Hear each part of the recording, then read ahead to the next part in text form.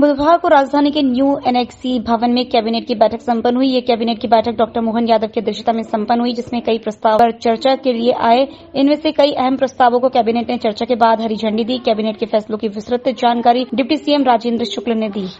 60% केंद्र का होगा और 40% राज्य का होगा। और आंगनबाड़ी केंद्रों के निर्माण में जो लगभग 12 लाख में बनेगा, वो पूरी की पूरी फंडिंग केंद्र सरकार के द्वारा की जाएगी। इसी प्रकार से ऐसे इलाकों में छात्रावास बनाने के प्रस्ताव 110 बसाहटों के निकट बालक और बालिकाओं के लिए अलग अलग छात्रावास के निर्माण किए जाएंगे आने वाले 3 वर्षों में।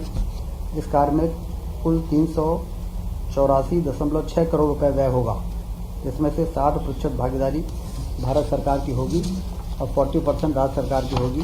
राज्य शासन ने आज कैबिनेट में अपनी भागीदारी को सुनिश्चित करने के लिए अलग से बजट लाइन खोले जाने हेतु और इस पूरे राशि को मंजूर करने के लिए मंजूरी दी है।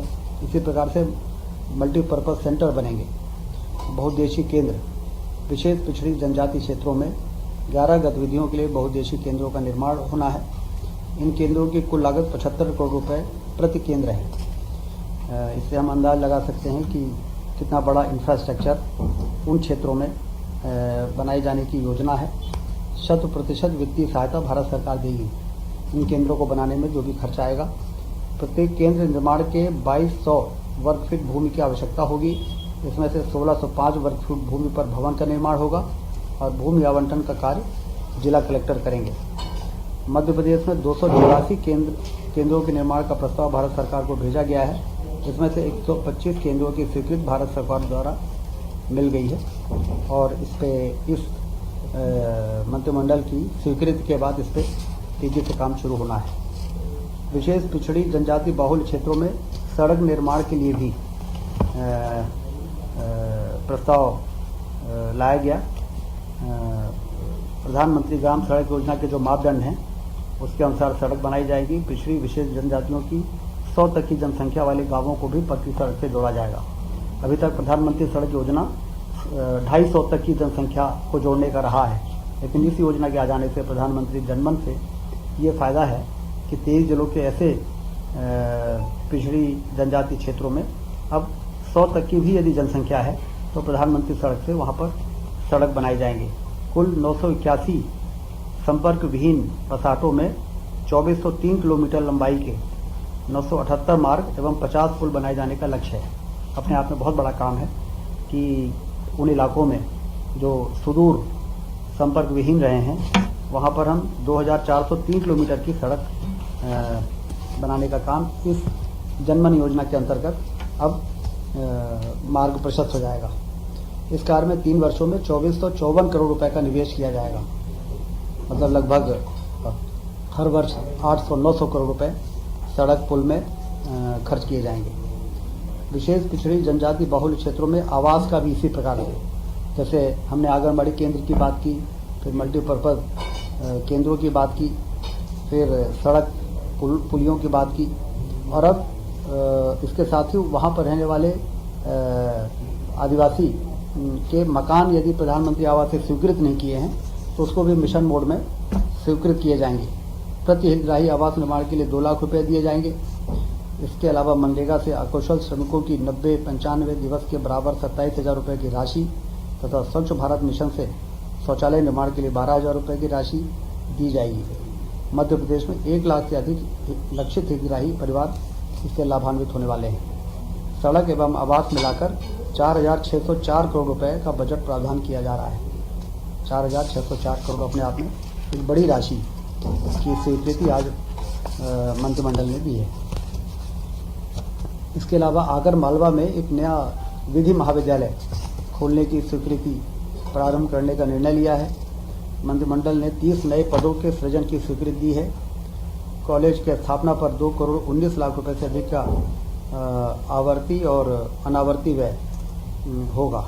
कॉलेज के लिए पृथक भवन का निर्माण किया जाएगा। इसके लिए अलग से राशि का प्रावधान किया जाएगा। चिकित्सा शिक्षा भर्ती नियमों में संशोधन का भी एक प्रस्ताव मंजूर हुआ है। अगले 5 साल के लिए जो पद पदोन्नत से भरे जाते थे प्रोफेसर्स के, उसको इसको अब सीधी भर्ती से भरा जा सकेगा, क्योंकि हम 5 नए मेडिकल कॉलेज इसी सत्र में शुरू करने जा रहे हैं। सिवनी, श्योपुर, नीमच, मंदसौर और सिंगरौली, ये नए जो शासकीय मेडिकल कॉलेज शुरू होंगे।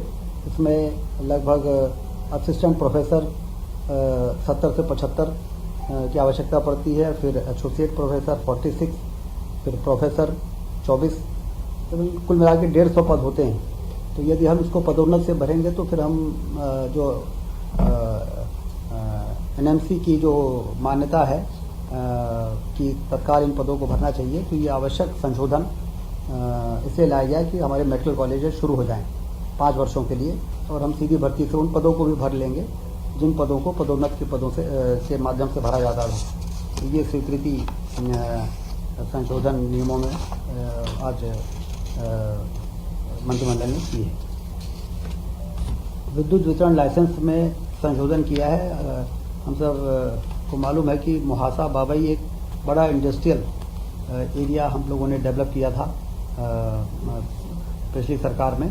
अब उसमें डिस्ट्रीब्यूशन लाइसेंस MPIDC को, औद्योगिक विकास निगम को जो दिया गया था वो 1678 एकड़ में डिस्ट्रीब्यूशन लाइसेंस दिया गया था, और इस पार्क में विद्युत, पवन ऊर्जा, सौर ऊर्जा के उपकरण बनाए जाएंगे।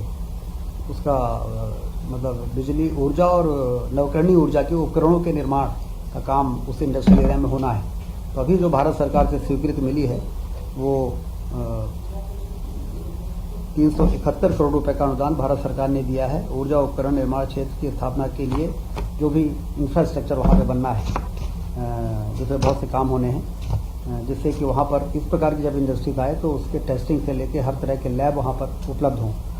तो वो जो डिस्ट्रीब्यूशन लाइसेंस था वो जो बहुत बड़े एरिया में था, उसको अभी संशोधन करते हुए सीमित किया गया है, और 227 और 237 एकड़ के लिए वो संशोधन एक लाया गया है। बाद में नियामक आयोग में जाके उसको फिर वेटिंग कराई जाएगी, अप्रूवल कराया जाएगा। तो ये भी एक हुआ है। इससे हमारा जो इंडस्ट्रियल एरिया है उसमें निवेश आना तेजी से शुरू हो पाएगा। तो ये निर्णय हुए हैं।